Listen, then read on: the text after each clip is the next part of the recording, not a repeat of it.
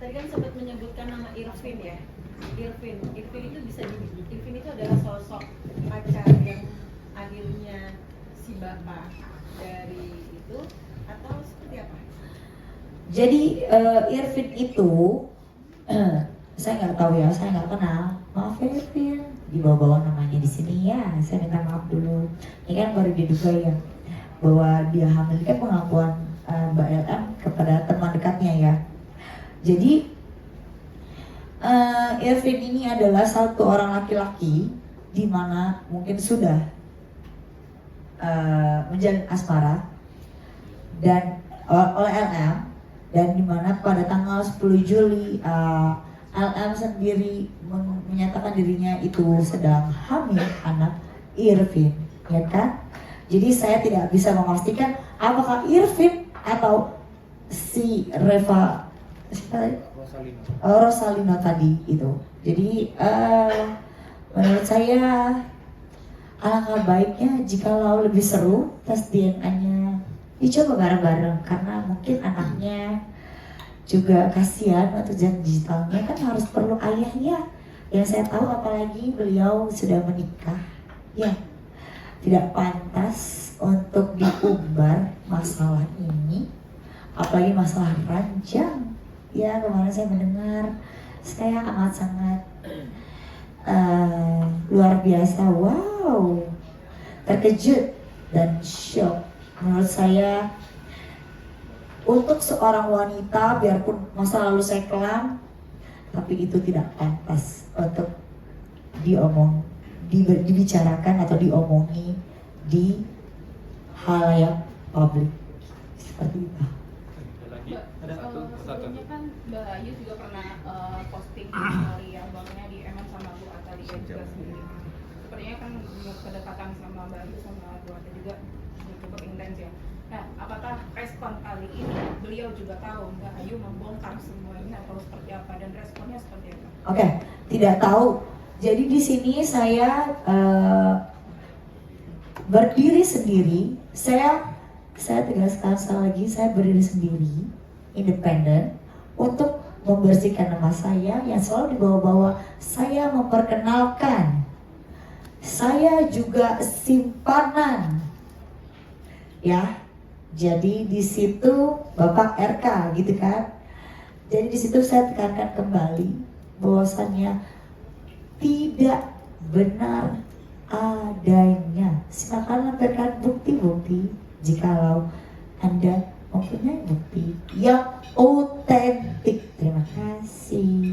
Mbak, benar ada kabar bahwa Satu dulu, yang lain dulu, Pak. Ada lagi yang lain? Boleh apa? Boleh tanya apa sih kenal sama LM?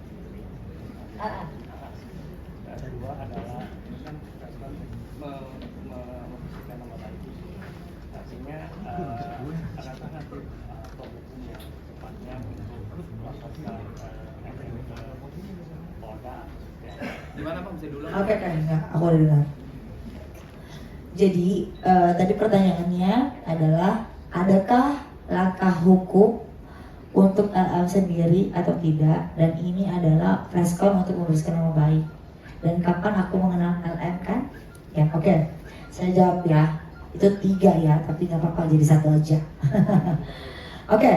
Pertama, saya mengenal LM itu karena dia junior dari masa lalu saya yang menurut saya kelam, dan saya sudah banyak berbenah diri sekarang.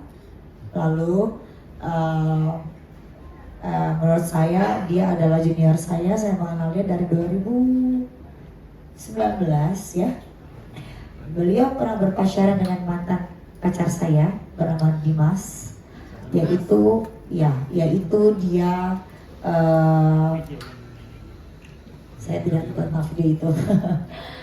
Yaitu dia adalah teman kuliah saya di Universitas Bunda Mulia, yang dimana dia juga menjadi korban LM sebagai narkoba itu. Lalu apakah ada upaya hukum? Pastinya ada ya, sudah, bukan secepatnya, sudah kita lakukan upaya hukum. Silakan kalau untuk hukum mungkin Mas Doni lebih tahu, silakan Mas.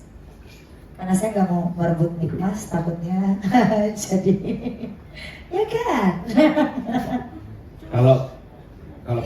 Kalau perihal upaya hukum itu sudah kita lakukan dari minggu kemarin. Termasuk ini investigasi di belakang ini adalah upaya hukum yang kita lakukan. Ini upaya hukum yang kita tempuh. Ini bukti-bukti ini kita sudah cari dari beberapa orang, bahkan ada beberapa informan yang menghubungi kita juga, ya kan. Nah, kita juga dalam preskon ini membuka pintu seluas-luasnya kepada seluruh teman-teman di luar sana yang mempunyai informasi sekecil apapun terkait LN. Tolong, silahkan DM saya sama Mbak Ayaulia untuk memperkuat itu semua. Laporannya selain laporan nama baik, narkoba juga nggak? Oh, kalau itu enggak lah. Itu makanya ya itu bukan urusan kita, gitu kan. Kadang-kadang ini membuka bahwa Nah ini biar aparat yang berwenang yang bekerja lah, kan begitu. Saya bukan aparat hukum, tapi saya penegak hukum yang berdiri di atas undang-undang. Saya advokat, gitu aja. Kalau perihal abang nanya soal apakah melaporkan narkoba ya ini kita buka, ya silakan aparat hukum yang mendalami sendiri. Terima kasih. Ada lagi yang lain?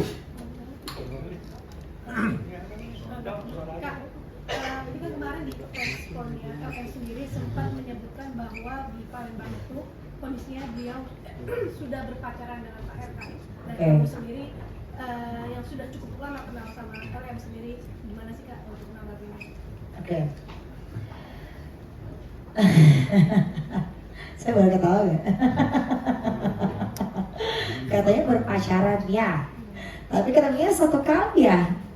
Apakah satu kali pertemuan itu bisa dikatakan berpacaran? Pertama, apakah bisa dibuktikan bahwa mereka ngapa-ngapain? Kan itu pertanyaan saya.